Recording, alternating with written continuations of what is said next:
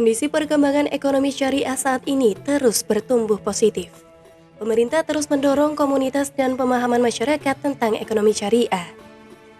Kepala Kantor Perwakilan BI Jatim Dodi Zulferdi mengatakan, berdasarkan State of the Global Islamic Economy Report 2021 hingga 2022, Indonesia sudah berada posisi 10 top player global seperti di sektor halal food, Islamic finance, Muslim friendly travel, modest fashion, farma kosmetik, dan media dan recreation.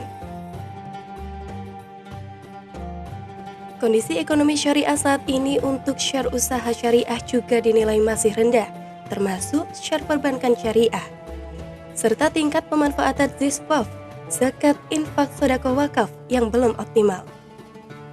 Dodi, peluang ekonomi syariah di Indonesia dan global masih sangat besar, didukung berdirinya Komite Nasional Ekonomi dan Keuangan Syariah atau KNEKS, dan besarnya pasar halal domestik maupun ziswaf. Untuk itu, BI berupaya untuk mengembangkan ekonomi syariah yang lebih baik, salah satunya dengan menggelar Festival Ekonomi Syariah atau Fesyar Jawa 2023, yang menjadi pre-event dari Indonesia Syariah Economy Festival atau ISEF. Pak, saat persiapan Fesyar tadi, apa yang beda Pak dari tahun-tahun sebelumnya tahun ini Pak? Pertama yang berbeda mungkin dari sisi jelas target. Target kita ini tentu saja melampaui target yang ditetapkan atau yang sudah kita berhasil capai di tahun lalu. Makanya salah satu cara kita adalah mencarikan tempat lokasi Fesyar yang punya kapasitas yang besar. Itu yang pertama. Nah, kami juga melibatkan lebih banyak UMKM yang berbasis halal, juga memperbanyak aktivitas dari sisi komunikasi, diseminasi, dan juga dari sisi melibatkan berbagai media sosial. Jadi itu yang pertama, kita ingin gaungnya lebih tinggi. Jadi itu intinya, kita ingin gaungnya lebih luas, sehingga strategi kita baik dari sisi pemilihan lokasi, dari sisi pemilihan dan juga jumlah peserta, pemilihan dan jumlah audiens, kemudian juga strategi komunikasi, diseminasi, itu semua mengarah kepada bagaimana membuat gaung dari Fesyar Jawa ini makin luas daripada tahun lalu. Yang kedua, tentu saja kita juga memperbanyak di dalam berbagai forum di Fesyar itu penyampaian contoh-contoh yang saya sebut tadi, ya, bisnis model yang sudah terbukti berhasil dijalankan, baik itu adalah oleh pesantren maupun pengusaha-pengusaha yang bukan pesantren, maupun juga contoh-contoh bisnis model yang punya potensi untuk dikembangkan ke depan melalui berbagai kegiatan perlombaan. Jadi itu yang kita bikin lagi. Jadi kita ingin memperbanyak penyampaian, showcasing contoh-contoh bisnis model, baik yang sudah berjalan dengan baik, sudah sukses, maupun yang sifatnya konseptual. Itu yang membedakan. Yang ketiga, tentu saja kita ingin bahwa yang terlibat makin banyak. Kita ingin makin. Sementara itu, Fesyar Jawa 2023 ini rencananya akan dibuka pada 29 September 2023 di Surabaya, dengan mengusung tema penguatan sinergi dan inovasi ekonomi dan keuangan syariah. Melalui dukungan digitalisasi untuk mendorong pertumbuhan ekonomi Jawa yang inklusif. Pada gelaran Fesyar 2021, berhasil mencatatkan transaksi pada kegiatan bisnis matching mencapai 7 triliun. Dan pada Fesyar 2022 juga mencatatkan transaksi sebesar 9 triliun. Tim TV9 melaporkan. Bismillahirrahmanirrahim. Assalamualaikum warahmatullahi wabarakatuh. Apa kabar Anda? Pemirsa TV9 Nusantara. Senang sekali di hari ini hadir kembali ya. Saya Ali Prabowo yang kembali menyapa Anda untuk program Jurnal 9 Petang. Jadi spesial dialog bersama Bank Indonesia. Seperti yang kita ketahui, Bank Indonesia ini sudah ke-10 kalinya. Jadi setiap tahun kita menggelar festival, begitu ya, Festival Ekonomi Syariah, di mana untuk acara ini tentunya bertujuan untuk bisa melakukan sebuah promosi ekonomi yang sesuai dengan ketentuan syariah, dan tentunya ini juga memberikan sebuah dorongan juga juga kepada masyarakat, kepada publik untuk bisa lebih memahami manfaat dan potensi yang ada. Dan dari gelaran Festival Ekonomi Syariah ini, selain persiapannya bagaimana dan apa yang melatar belakangi, kita coba ingin mengerucut pada potensi atau juga pesantren inovatif begitu ya sebagai wadah pemberdayaan ekonomi syariah. Dan narasumber kita yang sangat luar biasa sudah hadir di studio TV 9 Nusantara. Saya akan langsung perkenalkan beliau yang merupakan Deputi Kepala Perwakilan Bank Indonesia Provinsi Jawa Timur. Ada Pak Bandu Widiarto. Assalamualaikum. Waalaikumsalam warahmatullahi wabarakatuh. Apa kabar Baik, Pak Bandu? Sehat untuk hari ini. Alhamdulillah siap. Tema kita ini lebih mengerucut pada pesantren begitu ya, pesantren inovatif sebagai wadah pemberdayaan ekonomi syariah. Dan akan lebih lengkap karena hadir juga di studio TV 9 Nusantara beliau yang merupakan Ketua Hibertrend Jawa Timur. Jadi kalau mungkin pemirsa belum mengetahui apa sih sebenarnya Hibertrend Jatim, ini adalah himpunan ekonomi bisnis pesantren. Ada Gus Faiz yang bersama dengan kita. Assalamualaikum Gus. Waalaikumsalam. Kabar baik juga. Alhamdulillah. Saya mohon izin geser dulu ke Siap. narasumber satu kita karena tentunya kita ingin tahu juga apa sih sebenarnya Pak Bandu yang melatar belakangi Bank Indonesia ini menggelar Festival Ekonomi Syariah yang tentunya ini sangat memberikan dampak yang sangat luar biasa dari tahun ke tahun. Pak Bandu, monggo. Terima kasih Mbak Eli, pemirsa TV 9 betul. yang saya hormati. Assalamualaikum warahmatullahi wabarakatuh. Waalaikumsalam warahmatullahi. Pertanyaannya ini menarik ya. Apa yang melatar belakangi ya Baik. terkait dengan kegiatan Fesyar 2023 ini ya. Jadi benar sekali bahwa Fesyar ini sudah yang ke-10. Ke-10 tahun ke-10 ini ya. kalinya yang dilaksanakan khususnya di Jawa Timur ini. Dan ekonomi syariah itu Mbak Baik. Eli dan juga pemirsa itu diyakini menjadi sumber baru pertumbuhan ekonomi nasional. Oke, baik. Bahkan negara-negara lain itu sudah mendeklarasikan bahwa ini merupakan tren baru, tren global yang wajib harus dilakukan. Baik. Misalnya seperti Tiongkok. Tiongkok itu bahkan sudah punya visi untuk menjadikan negara itu sebagai eksportir terbesar baju muslim ke Timur Tengah. Oke. Itu Tiongkok. Kemudian Korea Selatan. Korea Selatan itu sudah punya visi menjadikan negara itu sebagai destinasi pariwisata halal terbaik di dunia. Oke, baik. Bangkok pun itu juga sudah mempunyai visi menjadi dapur halal dunia. Berarti tidak hanya didominasi negara-negara yang mayoritas muslim begitu ya Pak ya? Iya, Australia itu menjadi ekspor daging sapi halal terbesar di dunia. Itu lebih karena apa sih Pak Bandu sampai akhirnya memiliki potensi yang sangat luar biasa Sangat ini, luar Pak? biasa. Ini memang ini menjadi salah satu sumber baru perekonomian yang belum digarap secara maksimal. Nah itulah makanya negara-negara itu menjadikan ekonomi syariah itu menjadi sumber baru pertumbuhan ekonomi di masing-masing negaranya.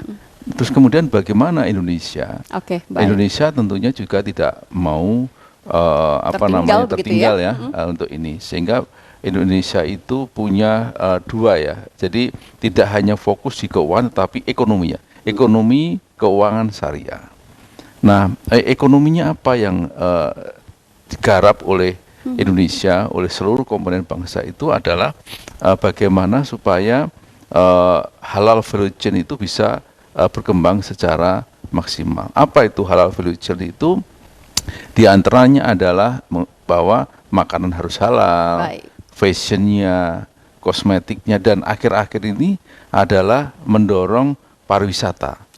Pariwisata yang halal, yang ramah dengan kaum muslim. Jadi ada pariwisata seperti itu.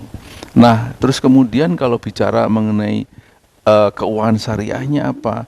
Keuangan syariahnya akan banyak dilakukan adalah Bank Indonesia dengan tentunya dengan bersinergi dengan stakeholder yang lain itu mendorong terciptanya instrumen-instrumen keuangan yang memungkinkan pembiayaan syariah itu bisa berkembang secara baik. Memang yang sesuatu yang spesifik itu akan lebih mengundang ketertarikan orang untuk bisa mengetahui lebih lanjut begitu ya Pak Bandu ya. Jadi itu yang dilakukan. Terus sasarannya apa? Sasaran di bidang ekonomi dan keuangan syariah kita tidak hanya UMKM syariah, tetapi Melainkan? juga ada di situ Ponpes. Nah. Ponpes itu yang terus dikembangkan karena Oke. Ponpes ini kita berpikiran bukan hanya sebagai lembaga pendidikan, Baik. tetapi juga sebagai lembaga pemberdayaan ekonomi yang potensinya luar biasa, Oke, luar ini biasa. Bapak Kepala Itu yang- Perwakilan Bank Indonesia sudah mulai mengajak kita Iya, untuk yang bisa bergeser seperti pada pesantren, begitu ya. iya, iya. Karena memang perhatiannya tidak hanya teman-teman UMKM saja, tapi pesantren pun Pesantren, ini tentunya juga iya. memberikan kontribusi yang sangat luar biasa. Gus Iya. Faiz, pesantren dan juga pemberdayaan perekonomian, ini tentunya sesuatu hal yang boleh dikatakan baru tren beberapa tahun terakhir, tapi tentunya dampaknya sudah sangat luar biasa. Bagaimana Gus bisa memberikan gambaran tentang ini, Gus? Baik, terima kasih Kak Eli, pemirsa TV 9 dan baik. segenap ini. Jadi bahwa hari ini pesantren sudah mulai menjadi bagian daripada selain pemulihan ekonomi nasional, juga di sisi yang baik. lain program kemandirian pesantren ini sudah mulai dibangun sejak deklarasi Surabaya mungkin ya, sekitar 10 tahun yang lalu. Baik. Dengan membangun komitmen membangun ekonomi syariah lewat deklarasi Surabaya itu. Oke. Kemudian hari ini pesantren sudah mulai berinovasi dengan kegiatan-kegiatan mulai baik itu sisi pemberdayaan, kemudian membuka ruang-ruang kegiatan-kegiatan atau aktivitas ekonomi yang sifatnya pemberdayaan pada masyarakat pesantren. Masyarakat pesantren itu ya selain memang pesantrennya sendiri, kemudian santrinya, kemudian wali santri dan juga simpatisan termasuk masyarakat secara umum. Hari ini memang pesantren sudah banyak inovasi dengan misalnya mendirikan beberapa holding bisnis pesantren seperti yang kita Baik. lakukan di Habitren, Himpunan Ekonomi Bisnis Pesantren ini. Kita mulai membangun ekosistem bisnis pesantren melalui holding bisnis koperasi dalam bentuk koperasi sekunder yang itu beranggotakan beberapa pesantren, dan kemudian kita mencoba membuat ekosistem bisnis pesantren yang sifatnya perdagangan. Baik, baik. Untuk kemudian menjadi satu bisnis yang kita usung bersama-sama, kita bangun bersama-sama, dan keuntungannya kita bagi bersama-sama. Tantangan yang sedang dihadapi oleh teman-teman pesantren ini apa sebenarnya, Gus, ketika ingin coba mengembangkan bentuk perekonomian tersendiri yang ada di pesantren ini, Gus Faiz? Tantangan yang ada hari ini jadi memang mulai dari sumber daya manusia misalnya, dan Oke, hal itu baik. sudah berkali-kali mungkin sejak 10 tahun ke belakang ini kita banyak dibina oleh Bank Indonesia dalam hal ini melalui program-program inkubator bisnis misalnya, Oke. kemudian pelatihan-pelatihan pada baik. sumber daya manusia pesantren, dan juga membangun holding bisnis pesantren. Jadi yang kita lakukan hari ini misalnya bagaimana kemudian pesantren itu punya unit bisnis yang memang fokus pada unit bisnisnya. Jadi memilah antara mana pendidikan dan mana yang bisnis pesantren untuk kemudian memasukkan sumber daya manusianya di unit bisnis ini secara profesional, Oke. dikelola secara profesional dan dikembangkan secara profesional. Ini kemudian menjadi tantangan hari ini bagi pesantren untuk kemudian lebih fokus pada sisi bisnisnya. Di sisi yang lain juga dari sisi permodalan, mungkin dari sisi permodalan tidak jarang juga mungkin ada pesantren yang sudah mulai meningkat bisnisnya, cuman dari sisi permodalan mungkin ingin Kendalanya mengembangkan adalah modal kendalanya begitu ya. permodalan, misalnya Baik, seperti itu. baik. Tapi hari ini memang ada beberapa stakeholder dan shareholder yang misalnya bisa kita manfaatkan, misalnya seperti LPDB misalnya, kemudian program-program matching bisnis dari Betul. Bank Indonesia sendiri untuk kemudian menyambungkan antara pesantren sebagai produsen dan juga Baik. pesantren sebagai konsumen disambungkan dengan dunia industri. Memang seperti butuh banyak support dari pihak terkait untuk bisa lebih mengembangkan ketika pesantren memang ingin bergerak memiliki sebuah perekonomian tersendiri yang ada di Perekonomian, dalamnya. Saya akan bergeser kembali ke Pak Bandu. Bapak, bentuk Ya. support yang sudah dilakukan oleh Bank Indonesia ini kepada teman-teman pesantren itu dalam bentuk apa saja sih? Tadi kalau mungkin Gus Faiz sudah memberikan sedikit clue, tapi apakah memang demikian adanya, Pak Bandu? Iya, jadi dalam rangka untuk pemberdayaan pesantren khususnya dan ekonomi syariah Baik. pada umumnya itu Bank Indonesia itu punya prinsip AIR, namanya prinsip AIR. Seperti apa itu, Pak? AIR itu A itu akselerator. Oke, Jadi baik. kita bagaimana bersinergi dengan stakeholder utama yang lain itu bisa menggerakkan perekonomian itu. Baik. Sehingga disinilah sebenarnya Faisal hadir. Oke, Besar baik. hadir itu menggerakkan semua komponen bangsa, anak bangsa untuk bersama-sama aware terhadap pentingnya pemberdayaan ekonomi syariah. Oke. Di FESAR inilah nanti pesantren-pesantren yang berhasil akan bercerita apa sih sukses faktor daripada pesantren itu. Akan saling menginspirasi. Saling menginspirasi, saling menginspirasi. Ada juga dari perguruan tinggi nanti akan bercerita hasil penelitian-penelitian yang terbaiknya akan disampaikan di forum. Dari akselerator adalah bagaimana BI menggerakkan untuk bersinergi dengan pihak-pihak lainnya untuk menggerakkan supaya pemberdayaan ekonomi syariah itu semakin meningkat. Itu A. Terus kemudian air kan ya, I. I itu adalah Bank Indonesia bersama dengan stakeholder terkait mendorong adanya inovasi. Oke, baik. Inovasi apa sih yang seperti yang Gus Faiz sampaikan, apa sih kira-kira dari sektor UMKM syariah yang inovasi apa yang bisa dikembangkan sehingga tidak jalan di tempat.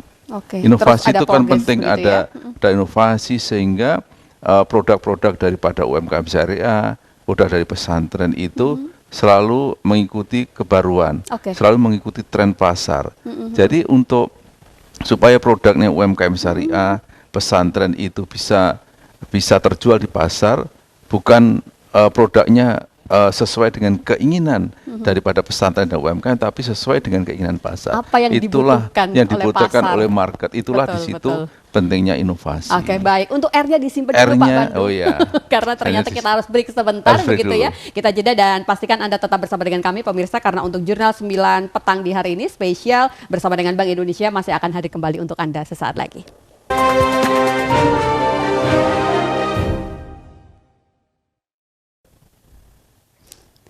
Baik, terima kasih Anda yang masih tetap bersama dengan kami pemirsa di Jurnal 9 Petang spesial di hari ini, dialog bersama dengan Bank Indonesia. Dan seperti yang sudah kita obrolkan di awal begitu ya, ada beberapa pemaparan yang sudah dilakukan oleh kedua narasumber kita yang sangat luar biasa. Saya kembali bersama dengan Pak Bandu. Bapak monggo bisa dilanjutkan. Tadi ada filosofi air kita sebutnya, A sudah, I sudah. Bagaimana inovasi. dengan R ini Pak Bandu? R, nah R itu adalah regulasi.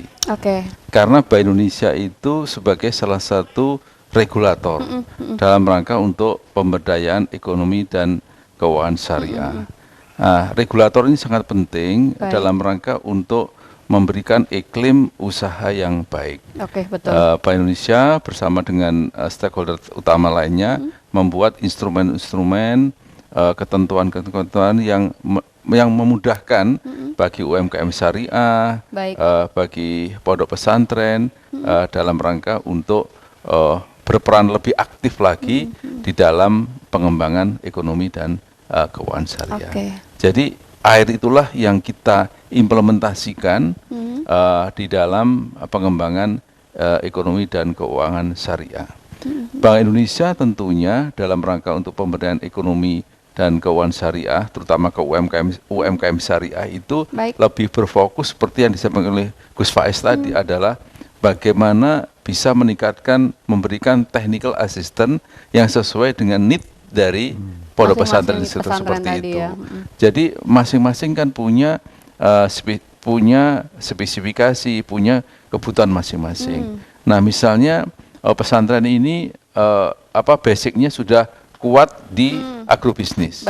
Nah, tentunya di situ Bank Indonesia memberikan technical assistant bagaimana untuk meningkatkan bisnis daripada agrobisnis itu. Bagaimana mendesain produk-produk dari pertanian itu sehingga lebih berkualitas, memperkenalkan dengan teknologi digital untuk pengembangan pertanian itu sehingga bisa diserap oleh pasar. Bagaimana kalau misalnya pesantren itu sudah punya bisnis usaha misalnya perdagangan. Kita masuk misalnya dengan mengajarkan keuangan sederhana. Bagaimana bisnis itu dikelola dengan baik. Lebih ke situ, Bank Indonesia lebih memperkuat dari sisi technical assistant. Kalau tadi Gus Faiz sempat menyinggung soal permodalan, Pak Bandu, apakah sebenarnya itu juga menjadi salah satu bagian support yang diberikan oleh Bank Indonesia kepada teman-teman pesantren untuk bisa lebih mengembangkan usahanya, Pak? Iya, ini yang perlu kami luruskan bahwa Bank Indonesia itu sebagai bank sentral bukan sebagai lembaga keuangan. Peran penting dari permodalan tentunya adalah kawan-kawan yang ada di sektor lembaga keuangan, seperti misalnya bank umum, Baik. bank A, bank B, bank C. Nah, kami Bank Indonesia adalah lebih fokus bagaimana memberikan technical assistance, Berarti bukan ketika- financial assistance. Ketika persoalan itu hadir, langkah seperti apa yang coba diberikan sebagai solusi, Pak Bandu? Nah, ketika technical assistance itu sudah kuat, Baik. produknya sudah terjual, pasarnya sudah jelas, otomatis lembaga keuangan itu akan hadir. Oke. Akan hadir. Itulah fungsi daripada financial assistance, memberikan Oke. bantuan. Kalau belum bisa masuk ke bank-bank komersial, ini biasanya nanti akan ada stepnya. Ada seperti yang disampaikan tadi, ada misalnya dari yang sifatnya adalah tidak dikenakan bunga komersial, tetapi ini ada subsidi, dari pihak-pihak yang memang punya kewenangan untuk memberikan bantuan keuangan. Karena memang Betul. kenyataannya kebutuhan masing-masing pesantren itu berbeda ya, Pak Iya, Bandu. Jadi iya. treatment yang Treatnya diberikan beda-beda. pun juga akan Iya. berbeda. Baik. Tidak semuanya Tidak itu melulu butuh itu. modal. Ada juga yang hasil daripada penelitian kami itu yang dibutuhkan adalah bagaimana memasarkan produknya itu. Terbanyak apa sih Pak problem Nah. yang paling banyak Ya, dialami oleh teman-teman pesantren? seperti tadi yang disampaikan oleh Gus Faiz tadi adalah satu, memang bagaimana meningkatkan kompetensi SDM. Ini Itu mendasar kompetensi SDM. Kalau kompetensi sudah dilakukan pelatihan, dilakukan pendampingan, sudah bagus, tentunya akan memasarkan. Kemudian yang kedua, pemasaran. Oke. Nah, pemasaran ini sangat penting karena kalau kami lihat sering-sering memang berfokus bahwa bagaimana produk itu dibuat, didesain, Sebaik mungkin. iya, sebaik mungkin, tidak bingung dilakukan observasi mendistribusikannya. pasar dulu kan. Ini Baik. juga menjadi market intelligence itu menjadi penting. Jadi Oke. melihat bahwa apa sih yang dibutuhkan oleh market, ini menjadi penting. Dan Setuju, disinilah setuju. kemudian BI hadir Oke. untuk memberikan technical assistance. Yang penting lagi adalah misalnya di era digital. Bagaimana, Di era Pak? digital ini bagaimana mengemas usaha itu yang jadi bagus, bisa memasarkan lewat platform sehingga bisa laku. Nah, ini juga ternyata ada memang yang kursus untuk menjadikan, memotret barang itu supaya lebih bagus, kemudian baik. bagaimana memasarkan di platform, di digital, ini juga penting. Nah, ini yang coba kita lakukan pendekatan pelatihan supaya kawan-kawan ini siap untuk memasarkan produknya. Satu hal lagi yang sangat penting sebenarnya ketika pengalaman kita ya, Baik. dalam rangka baik UMKM syariah maupun UMKM yang non syariah adalah pentingnya ada pendampingan. Oke. Kenapa?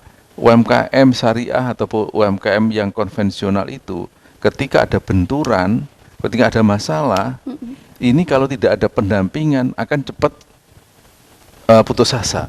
Oke. Tetapi kalau ada peran pendamping di situ, Ada supportnya. ada support. Ini loh solusinya seperti. Sehingga memang sangat penting adanya pendampingan. Lah kalau di pesantren kan ada pasti ada yang ekspor, ada yang ini, sehingga relatif bisa ini nih bisa lebih survive. Oke, baik. Saya akan coba geser ke Gus Faiz. Gus, realita yang terjadi bersama dengan teman-teman pesantren itu demikiankah paling tidak jatuh bangunnya, upaya untuk bisa terus maju dan juga berkembang, itu seperti apa sih Gus yang tengah dihadapi di pesantren itu sendiri, Gus Faiz? Oke, yang pertama soal sumber daya tadi. Jadi bahwa sumber daya manusia yang ada di pesantren hari ini itu mungkin agak sedikit berbeda ya dengan yang di masa-masa dulu. Yang membedakan? Yang membedakan kalau di masa dulu itu santri ini biasanya mondok itu kan lebih lebih lama biasanya rentang waktunya, bisa sampai 9 tahun atau 12 Baik. tahun. Kalau sekarang 3 tahun mungkin Lebih sudah singkat selesai. ya, Artinya oke. proses pembelajaran, kemudian rotasi dari santri ini sudah semakin cepat. Dan itu menjadi problem ya Dan Gus itu menjadi ya? problem juga. Jadi Baik. ngajarin belum kelar udah waktunya boyong. Sudah ganti santri Iya. baru lagi. Makanya kemudian Baik. kita alihkan ya dari sisi yang tadinya santri ini sebagai kader untuk menjadi bagian daripada pemberdayaan santri Baik. ini, kita geser ke ya sedikit lebih profesional lah barangkali. Jadi untuk pengelola usaha ini kita harapkan memang orang yang memang sudah fokus dan concern di bidang usaha ini, itu yang pertama. Kemudian yang kedua, Dari sisi pelatihan kita juga sudah dibina selama 10 tahun ini. Jadi mulai dari pendampingan sumber daya manusianya, kemudian akuntabilitas dari sisi pelaporan keuangan dan lain sebagainya. Karena memang ketika kemudian teman-teman ini sudah bisa melalui itu, harapannya nanti pesantren bisa ya minimal istilah bankable lah mungkin ya. Jadi secara permodalan sudah tidak lagi menjadi masalah ketika kemudian laporan keuangan ini lebih tertata, lebih bagus, dan dari sisi akuntabilitasnya lebih baik penataannya. Dan di sisi yang lain juga hari ini holding bisnis ini menjadi peran penting yang kata kunci di usaha di pesantren, karena memang memilah antara usaha pesantren dengan usaha yang ada di keluarga misalnya. Ini kan kalau pesantren tradisional biasanya mereka menggunakan pola tradisional, jadi dikelola oleh usaha jadi tanpa ada manajemen. Nah, ini yang kemudian berusaha kita tata melalui satu holding bisnis, entah itu koperasi, entah itu badan usaha milik pesantren misalnya, agar kemudian pesantren ini punya lembaga khusus yang mengelola usaha dengan mekanisme saham dan segala bentuk potensinya bisa difokuskan di satu bidang Gus, usaha. melanjutkan apa yang sudah disampaikan oleh Pak Bandu tadi, teman-teman pesantren itu ada nggak sih sebenarnya kesulitan untuk bisa paling tidak beradaptasi begitu ya dengan kemajuan teknologi? Kalau tadi kan ada beberapa hal begitu, kita harus segera beradaptasi, termasuk juga soal pemasaran dan sebagainya yang sudah mulai berubah caranya. Nah itu ada nggak paling tidak poin-poin yang akhirnya memperlambat gerak teman-teman pesantren, Gus? Alhamdulillah hari ini kalau untuk dari sisi teknologi, digitalisasi di pesantren sudah mulai bagus. Baik. Bahkan beberapa sistem informasi yang sudah dijalankan di pesantren, termasuk sistem keuangan itu sudah bagus, meskipun hanya beberapa masih ya perlu diduplikasi dan direplikasi ke beberapa pesantren. Tapi memang dari sisi pemasaran ini yang paling lemah di sisi pesantren. Jadi bagaimana kemudian teman-teman pesantren itu memasarkan produknya, kemudian mengkatalogkan menjadi satu platform, ini yang sedang kita usahakan. Di kita melalui KSBP, Koperasi Sarekat Bisnis Pesantren, holding bisnis induk pesantren kita itu, kita sudah bikin platform, meskipun masih sangat sederhana, tapi paling tidak itu mewakili satu platform yang mempromosikan produk-produk pesantren. Dan yang kita jalankan di Jawa Timur ini, selain Koperasi Sarekat Bisnis Pesantren itu ada DC yang sudah dispot oleh Bank Indonesia. Itu di sini distribution center 3 gudang yang ada di 3 lokasi, di Probolinggo, di Lamongan, dan ada di Jombang. Yang ini yang pertama menjadi pemenuhan kebutuhan pesantren yang ada di sekitar. Jadi mulai bahan pokok, beras apa dan lain sebagainya itu. Kemudian yang kedua, trading produk antar pesantren. Nah, melalui platform inilah kemudian produk-produk pesantren ini kita promosikan, kita jual bebas, dan gudangnya sudah kita sediakan di masing-masing ya di 3 wilayah ini kira-kira seperti itu. Oke, baik, saya kembali sedikit ke Pak Bandu. Bapak, dari tahun ke tahun apa sih yang mungkin sudah mulai bisa dilihat Pak perubahan atau juga manfaat setiap kali gelaran Festival Ekonomi Syariah ini, Pak Bandu? Iya, jadi kalau kita melihat ini ya dari sisi produk, kita itu kan ada 3 permasalahan terkait dengan produk daripada UMKM. Salah satunya adalah kualitas. Kedua adalah kuantitas. Ketiga adalah kontinuitas. Kuantitas. Jadi 3K.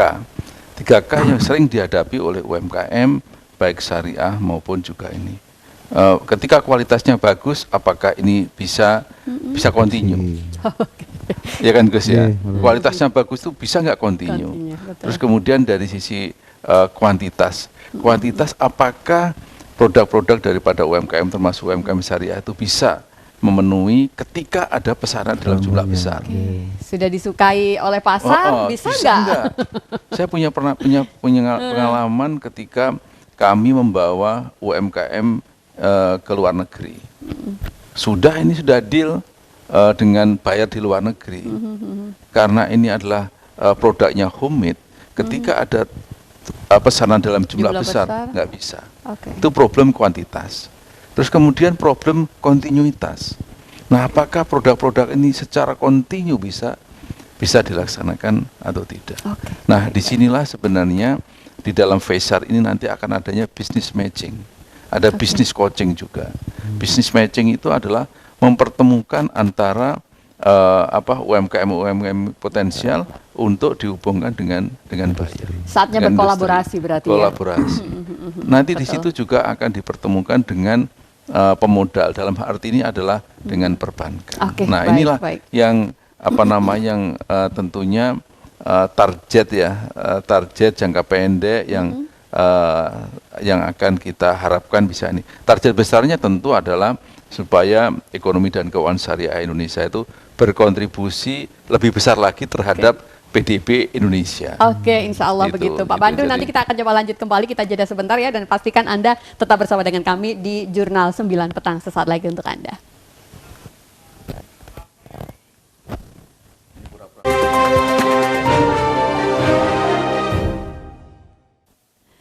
Baik, terima kasih Anda yang masih tetap bersama dengan kami pemirsa di Jurnal 9 Petang spesial dialog bersama dengan Bank Indonesia. Tentunya tema kita di hari ini adalah pesantren inovatif sebagai wadah pemberdayaan ekonomi syariah. Dan yang menjadi subtema kita ini adalah Festival Ekonomi Syariah 2023. Jadi memang kita akan di segmen 3 ini coba sedikit mengulik begitu ya dari tamu-tamu saya kita yang sangat luar biasa. Kita cari tahu seperti apakah persiapan dari gelaran Festival Ekonomi Syariah di tahun 2023. Karena mungkin kalau Anda sudah sempat mencari informasi, sempat membaca juga mungkin kalau Festiar di tahun ini itu akan dilaksanakan di 3 wilayah, yaitu di Sumatera, Jawa, dan kawasan timur Indonesia. Nah, benarkah demikian dan kapan ini lebih tepatnya? Saya akan coba beralih ke Pak Pandu. Monggo Bapak bisa diberikan penjelasan berkaitan dengan gelaran Festival Ekonomi Syariah tahun ini, Pak. Oke. Mbak Eli, jadi salah satu key success factor kegiatan ekonomi syariah itu bisa berhasil ya, itu Baik. memang pertama harus ada dukungan dari pemerintah. Kemudian juga yang kedua itu harus ada lembaga yang bisa mengorganisasi ada otoritas yang bisa mensinergikan beberapa kepentingan. Nah, Festiar ini salah satu contoh dari bisnis linkage. Bagaimana kita akan bersama-sama mengadakan kegiatan ekonomi syariah, sehingga Bank Indonesia itu sudah menetapkan ekonomi syariah, festival ekonomi syariah itu di 3 tempat. Oke, baik. Pertama adalah di Sumatera, kemudian di Sulampua, terus kemudian yang ketiga itu di Jawa. Oke. Nah, yang spesifik di Jawa itu adalah tempatnya itu selalu di Surabaya. Oke. Kalau di wilayah yang lain Sumatera itu puter, kadang di Sumatera, kadang di Sumatera Barat, kadang di Jambi seperti itu. Tapi kalau Festiar Jawa itu sudah ditetapkan hanya ada di Surabaya. Pertimbangannya itu dilakukan lebih karena apa Pak Pandu? Salah satu pertimbangan memang cikal bakal daripada ISEF yang sekarang ditarik Jakarta itu cikal bakalnya ada di Surabaya. Oke. Jadi inilah yang membedakan Festival Ekonomi Syariah di 3 wilayah itu dengan yang di Jawa. Nah, di Jawa ini Baik. akan dilaksanakan tanggal 29 September. September. Itu berarti hari Jumat ya. Tinggal beberapa hari lagi. tinggal besok kan libur kan ya. Tinggal 29 September sampai dengan tanggal 1 Oktober. Oke. Temanya itu 3 besaran, yaitu pertama adalah akan mengangkat tentang inklusi, digital, dan growth. Oke. Jadi tema besarnya itu bagaimana memperkuat sinergi dan inovasi ekonomi syariah dalam rangka untuk mendukung pertumbuhan ekonomi yang inklusif. Oke. Jadi ada 3 kata kunci: inklusif, growth, dan digital. Digital ini memang tidak bisa kita tinggalkan. Betul. Nah, terus kemudian kalau kita bagi kegiatan Festiar besok itu Besok. ada 2 besar. Pertama adalah ekonomi syariah forum. Forum itu nanti di situ akan ada kegiatan talkshow, seminar, Baik. dialog. Itu akan mendatangkan narasumber-narasumber yang pengalaman, Oke, kompeten di bidangnya. kompeten di begitu ya. bidangnya. Tujuannya adalah untuk menjadikan memotivasi pelaku-pelaku ekonomi syariah, masyarakat umum itu bahwa ini loh seperti ini perkembangan daripada ekonomi syariah. Termasuk ada penelitian bisnis model akan disampaikan di forum tersebut. Termasuk juga bisnis matching ada di forum itu. Kemudian juga ada itu pilar 1 ya, ekonomi syariah fair forum. Yang satu lagi adalah fair. Baik. Nah, fairnya itu apa isinya? Isinya adalah akan ada showcase UMKM terbaik yang sudah dikurasi. Di situ nanti juga di fairnya akan ada kegiatan, misalnya Gus Faiz nanti mungkin ada pesantren-pesantren akan memamerkan produk-produknya. Itu ada di fairnya. Di fairnya itu tadi ya. Di fairnya. Nah, yang agak unik lagi nanti adalah di fairnya itu kami juga akan memberikan bisnis coaching. Memberikan coaching kepada masyarakat ketika ada masyarakat yang pengen menjadi user craze. Disitulah adalah digital ya. Jadi di fairnya nanti selain ada showcase UMKM juga ada bisnis coaching, akan ada booth-nya dari Craze, kemudian ada perlindungan konsumen ketika ada masyarakat yang selama ini mungkin perlu mengadukan kesulitannya terkait dengan kendala sistem pembayaran, itu nanti akan ada booth perlindungan konsumen, dan juga masyarakat yang pengen menukarkan uang dengan uang baru, nanti kita juga akan buka layanan penukaran, termasuk masyarakat yang ingin mendapatkan angkat. Angkat itu adalah uang yang belum dipotong. Nah, itu juga akan ada di situ. Masyarakat boleh, selama ini kan mungkin harus ke BI dan lain-lain, jadi nanti besok kita siapkan di itu. Itu semuanya adanya di Pakuwon, di Pakuwon Mall. Boleh ya nyebut itu ya. Memang tempatnya harus di situ. Betul, jadi yang fairnya ada di situ. Nah, ada satu lagi itu adalah pada tanggal 30 September, Gus. 30 September itu berarti hari apa itu? Sabtu malam, malam Minggu. Itu akan ada tablik akbar di Masjid Al-Akbar. Hadir di sana, bolehkah kita sampaikan hari ini? Iya, jadi nanti akan dipimpin langsung sama Habib Syekh. Sholawatan nanti di Masjid Akbar bertema tablik akbar. Jadi ini adalah sebagai bentuk bagaimana kita mengedukasi, mengajak kepada masyarakat, memberikan informasi terkait dengan festival syariah ini. Dengan acara yang sangat luar biasa ini, berarti sebenarnya siapa saja sih Pak Bandu yang harusnya hadir dalam gelaran Festival Ekonomi Syariah ini, Pak? Iya, jadi kita gini Mbak Eli, kalau kita lihat salah satu yang harus kita dorong itu kan masalah literasi dan edukasi mengenai ekonomi syariah. Baik. Ya berarti semua komponen anak bangsa ini kita persilahkan terbuka untuk hadir. Atau harus ada beberapa persyaratan untuk bisa hadir di sana, Pak Bandu? Ya pastinya tetap harus selektif, harus selektif. Tetapi kalau untuk seperti kan ada tablik akbar itu tentunya adalah terbuka masyarakat untuk terbuka untuk umum. Tapi kalau untuk ikut seminar dan lain-lain, ya tentunya akan ada ada persyaratan.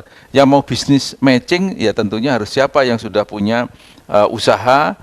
Ini mereka itu yang sudah visible tapi belum bankable, itulah yang akan kita hadirkan di dalam kegiatan itu fair itu. Jadi ada dua ya, besarannya adalah yang forum itu isinya adalah diskusi, tanya jawab, talkshow, memaparkan mengenai kisah sukses, story dan lain-lain ada di forum. Sementara yang fairnya itu lebih ke showcase UMKM, showcase terkait dengan misalnya produk-produk daripada pesantren, kemudian ditambah lagi dengan kegiatan tablik akbar tadi. Baik, kurang lebih seperti itu untuk kegiatan Fesyar. Dan Fesyar ini nanti akan ditutup dengan namanya ISEF, Indonesia Syariah Economy Festival, yang akan dilaksanakan di Jakarta. Kalau yang ISEF itu adalah gelaran yang sifatnya internasional. Jadi itu dari beberapa negara biasanya akan hadir di itu di tanggal 1 Oktober itu. Oh enggak, itu nanti. Itu. Jadi acara lanjutan begitu ya. Jadi Fesyar Jawa, Sumatera dan lain-lain nanti akan ditutup di Jakarta, namanya ISEF itu.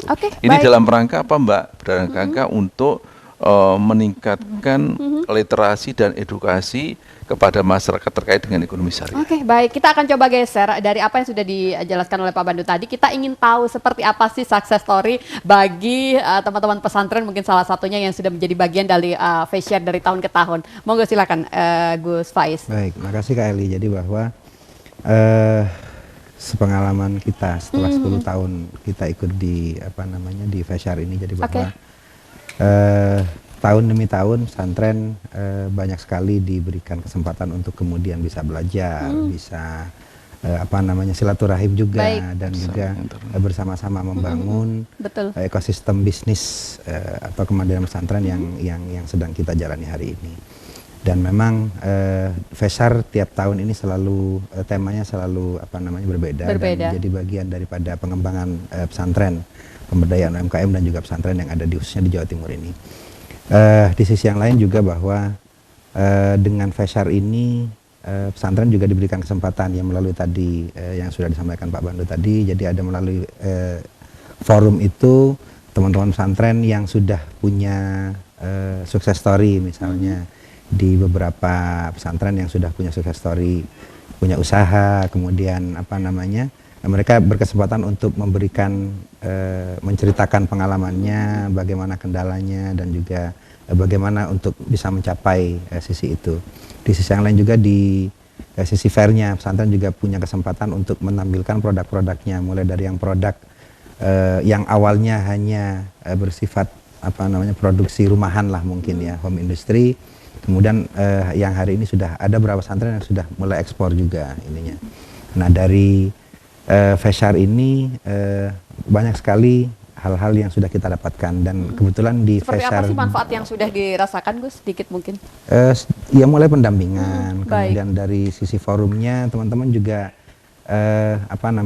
bisa mendengarkan langsung dan juga bisa berdiskusi langsung melalui ada FGD juga biasanya. Semua yang dibutuhkan oleh teman-teman pesantren itu sudah terjawab di sana, begitu ya? Sudah terjawab di sana. Ya, Jadi mulai bisnis matching, bisnis coaching dan lain sebagainya itu minimal pesantren bisa terbuka wawasannya, karena memang untuk bisa masuk ke ruang itu mungkin ada keterbatasan waktu juga ya. Nah, melalui Feshare ini teman-teman pesantren bisa lebih mudah.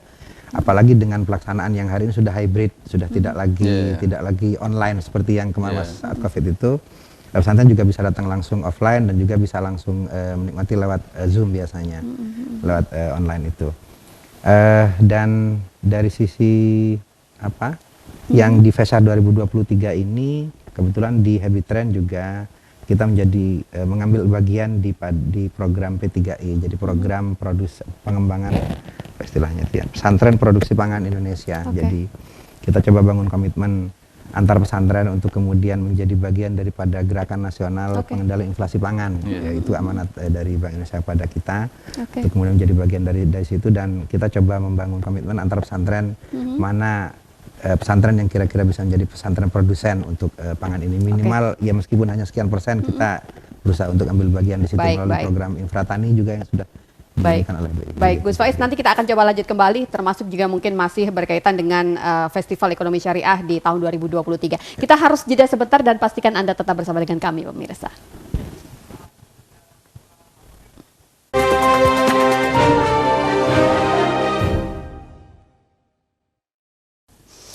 Bagaimana? Sudah mendapatkan bayangankah di gelaran Festival Ekonomi Syariah tahun 2023? Tentunya akan ada banyak sekali manfaat yang bisa didapatkan setelah kita mendengarkan penjelasan dari kedua tamu kita yang sangat luar biasa. Tapi kembali kita akan coba berbincang begitu ya dengan tamu-tamu kita. Dan Gus Faiz, ini tinggal beberapa hari lagi begitu ya. Pastinya dari tahun ke tahun tadi Gus Faiz sudah menceritakan ada banyak manfaat yang tentunya bisa didapatkan. Nah, ini persiapannya apa sih, Gus? Artinya begini, kebutuhan sekarang itu apakah memang benar-benar nantinya harus bisa terjawab dan didapatkan dalam Festival Ekonomi Syariah itu tadi? Baik, ya, jadi hari ini kesempatan teman-teman untuk kemudian bisa menyaksikan langsung Festival Ekonomi Syariah ini, karena memang kebetulan di Jawa Timur ini baru terbentuk DPD 38 kabupaten kota di Jawa Timur ini. Jadi harapannya mungkin dari anggota-anggota pesantren yang ada di seluruh Jawa Timur ini atau di seluruh Indonesia bisa langsung menyaksikan melalui proses hybrid ataupun offline kegiatan-kegiatan yang akan dilakukan di Festival Ekonomi Syariah ini, mulai dari fairnya, kemudian forumnya, kemudian festival dan lain sebagainya. Ini menjadi bagian daripada kesempatan teman-teman untuk bisa menyaksikan langsung dan bisa belajar langsung di situ. Pesannya apa, Gus, agar tidak terlewatkan begitu saja tanpa bisa mendapatkan beragam manfaat untuk teman-teman pesantren ini, Gus Faiz?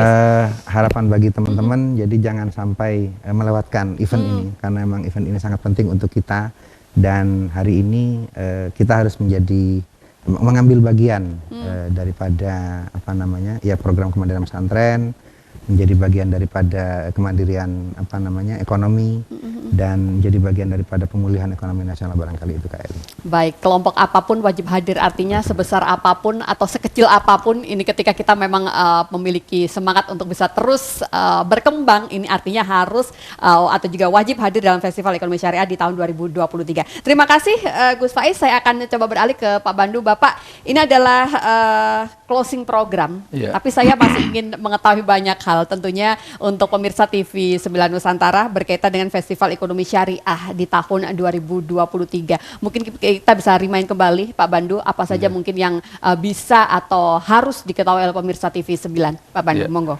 Ya, 2 poin ya, Mbak. Pertama adalah bahwa seperti saya sampaikan tadi bahwa ekonomi dan keuangan syariah itu menjadi sumber baru pertumbuhan ekonomi nasional. Baik. Sehingga dengan kegiatan FESYAR itu yang mengusung tema ada inklusi, digital dan growth ini mudah-mudahan bisa terwujud. Pertama, inklusi sebagaimana disampaikan oleh Gus Faiz tadi bahwa dalam gelaran festival FESYAR ini akan melibatkan seluruh komponen inklusi, jadi melibatkan masyarakat umum. Di situ ada lembaga keuangan syariah, ada Ponpes, ada UMKM syariah. Jadi semua komponen itu akan ada di situ. Inklusinya itu. Terus kemudian yang kedua dari sisi digital. Apa yang dikatakan digital di sini? Transaksi-transaksi untuk pembelian kepada produk-produk UMKM itu kita mendorong non cash secara digital. Dengan apa? Dengan menggunakan kris. Nah, itu adalah secara digital. Terus kemudian ketika masyarakat mau pengen uang baru, itu pun juga kita dorong menggunakan aplikasi pintar supaya tidak perlu antri. Kita mengedukasi pada masyarakat untuk memperkenalkan dengan digital itu. Kita itu memang harus sedikit ada. Walaupun saya juga pemaksaan dalam tanda kutip begitu ya Pak Bandu ya. Pemaksaan. Kalau nggak dipaksa begitu betul. Kita saya agak punya susah untuk pengalaman dengan kawan-kawan pejuang rupiah di sini itu bagaimana kita melaksanakan drive-thru yang awalnya manual menjadi digital. Dan ternyata digital itu sangat baik, sangat tertib. Iya. Walaupun dengan alasan apapun, mau nggak mau ini kita dorong. Nggak nyaman cuma di awal. Sudah saatnya kita itu mendorong masyarakat untuk melek teknologi dengan digital. Sehingga nanti pada waktu datang ke ini ya, ke Pakuan nggak usah bawa uang. Yang penting bawa HP, tetapi jangan lupa saldonya harus ada. Itu yang penting. Itu yang kedua. Nah, digitalisasi kita akan mengedukasi, mengajak masyarakat untuk ini untuk melek digital.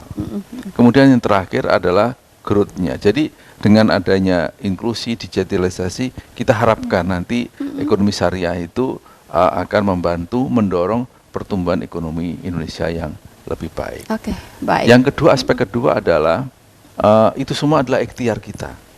Kita masih akan disuguhi oleh kegiatan tabligh akbar itu. Itu adalah bentuk habibinallah kita supaya ikhtiar kita itu dijabah oleh Gusti Allah dengan melaksanakan tabligh akbar. Tempatnya juga istimewa di Masjid Al-Akbar. Jadi kombinasi antara ikhtiar dan doa mudah-mudahan menjadi rahmatan lil alamin. Amin ya rabbal alamin. Terima kasih Pak Bandu, kasih. Sukses untuk gelaran FESYAR di tahun 2023. Terima kasih juga Gus Faiz sudah bersama dengan kita. Semoga apa yang kita perbincangkan di hari ini pemirsa bisa memberikan manfaat untuk kita bersama. Saya Eli Prabowo pamit, sampai jumpa. Wassalamualaikum warahmatullahi wabarakatuh. Waalaikumsalam warahmatullahi wabarakatuh.